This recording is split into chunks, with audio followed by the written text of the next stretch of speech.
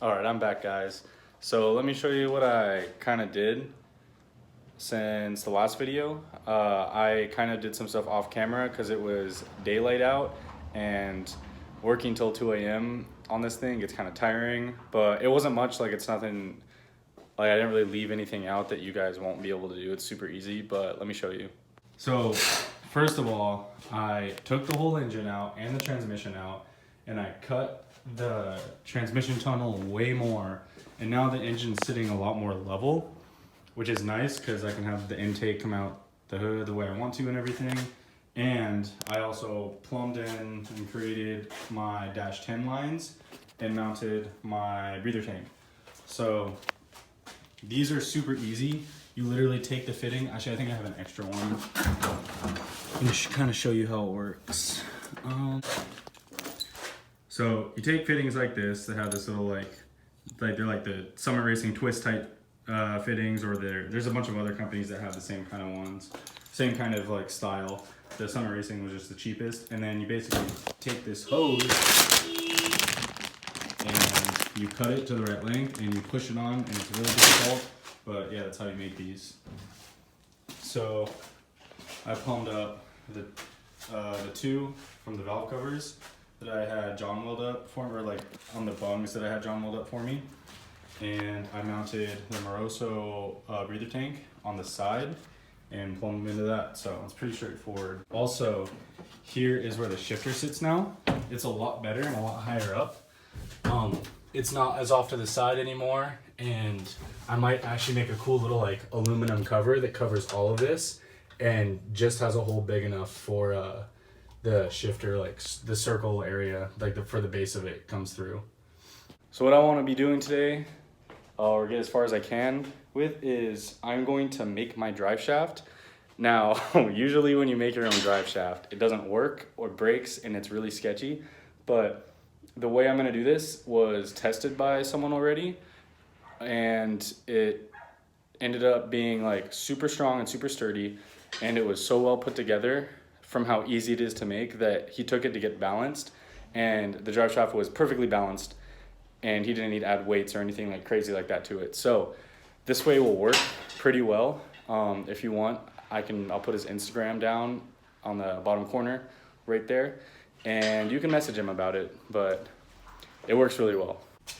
Also, actually, before I even do that, I need to kind of drill a couple holes in this for the transmission mount and bolt it to the car so it doesn't move, and I can get an accurate drive shaft length before I take it to weld it, possibly tomorrow if I can finish it. So the transmission mount I'm using is just actually the T56 mount that comes in the CX Racing swap kit, and it pretty much fits just the same. It's just, instead of, I'm guessing that the T56 bolts up somewhere in here, the CD09 is gonna have 2 holes on either side of this, and then it's gonna bolt to the chassis the same way, where it's gonna hang in between these things and sit like that. This is gonna go on the transmission tunnel, and this is gonna go on the transmission tunnel. So in order to drill accurately, because I won't be able to see the holes if I line this up on it, I'm gonna go ahead and make a stencil and basically poke holes through this where the holes are in the transmission, and line it up on here so it is like even. I'll do some measurements and stuff like that and drill through it. So we're squeezed under the car right now. It's all right, let me get this in focus. So those are the 2 holes on the back of the transmission that we're gonna need a line onto that bracket to get it bolted up. So I actually had this, I'm just gonna set the camera down, but I actually had this, I think, clever idea of putting tape across it, like some blue painter's tape.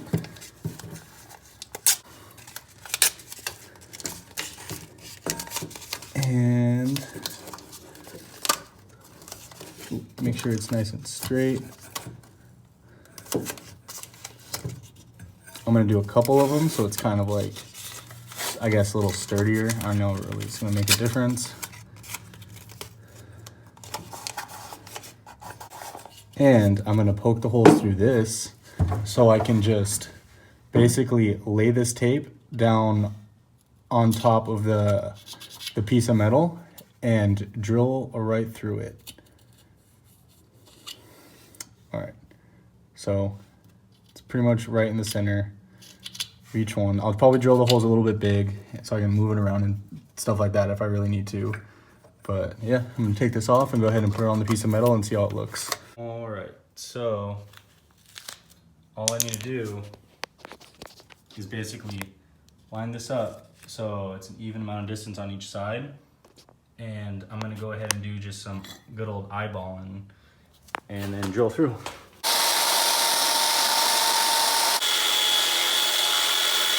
All right, so I've been going at this for almost 30 minutes now. I kind of got that one started and I just cannot get through. I think my drill bits are just really old. Like, it's so close, but since I've seen that bump, it's been 10 minutes. So I think I'm just gonna wait till tomorrow because I'm going to open shop and I think as a drill press. I might just finish that then. But I'm going to still start making the drive shaft and hopefully I can still line it up correctly. I should be able to just position it to where it's not gonna move. But yeah, I guess I'll just start doing that. All right, so the way this works is I'm going to cut my old drive shaft, right, pretty much on the weld right here. Then I'm gonna cut the carbon, so this is carbon fiber, by the way, so you have to cut the carbon fiber off, shave it away off this, like there's a metal cup under this where it attaches, and that steel like metal cup will fit perfectly over this and just need a little bit of adjusting here and there and it will be perfect. So I'm getting this cleaned up a little bit more. I had like this rust remover stuff since that was rusty. And I'll start cutting into this and we'll get this made. Okay, so now we're gonna take the 350Z trans and cut it like down here somewhere away from where I think this cup is, and I'll start kind of shaving the carbon fiber off around it.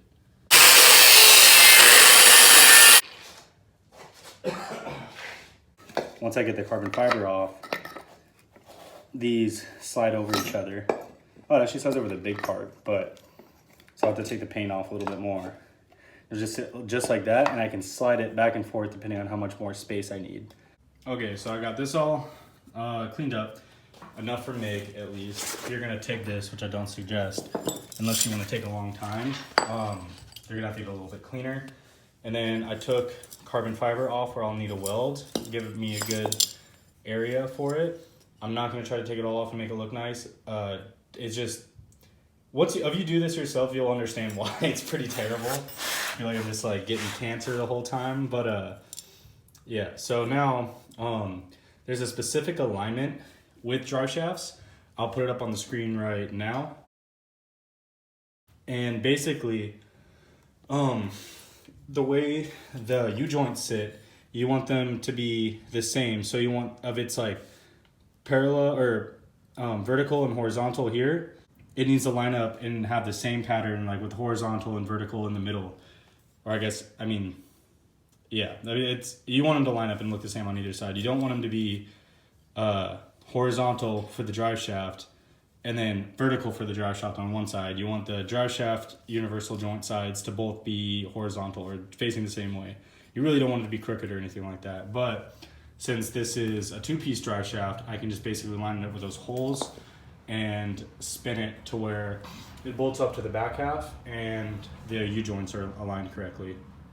So what I'm gonna do right now is go ahead and go under the car and bolt up the drive shaft, and well, I gotta find the bolts first, but then I'm gonna go ahead and grab the 350Z one, or the front end, and go ahead and start fitting it in. All right, so I have the drive shafts kind of like mocked up, just like loosely bolted in.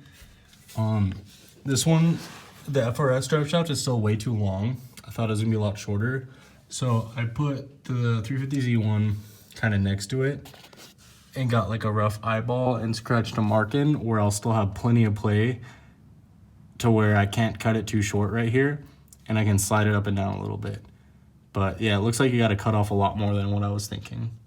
Okay, so back under the car, I have everything in place.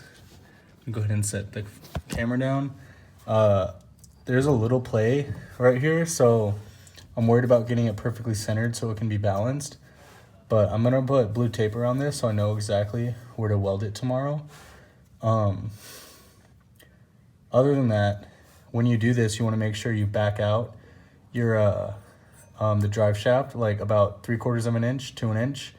Probably just, I was told 3/4 of an inch, but where the seal kind of is back here, I think you might be able to get away with a little more. I'm not really sure, but that allows for when there's chassis flex and everything, the drive shaft is able to move around in the rear seal of the transmission.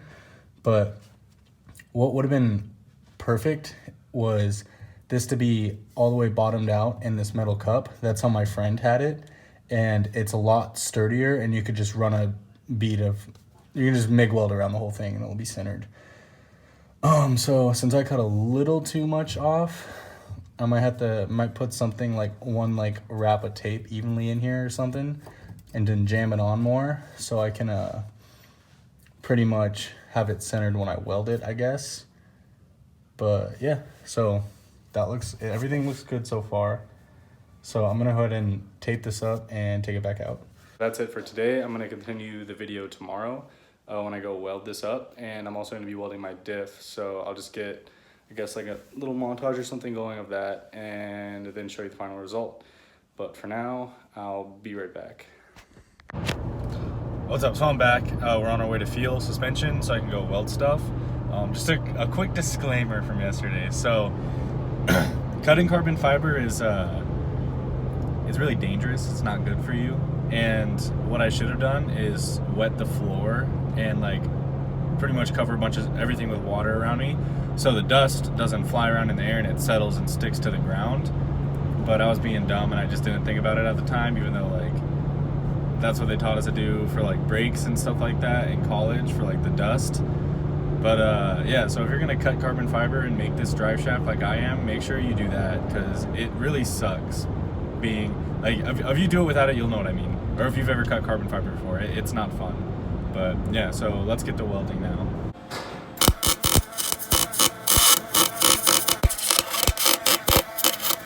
So starting to weld the diff, I probably could have cleaned it up a little bit more, but the way I do it is I weld the gear to the actual casing in the spindle, and I'm gonna try to go all the way around, and then I'll make a little plate that goes in the inside like you guys usually see, and weld that to the gears as well.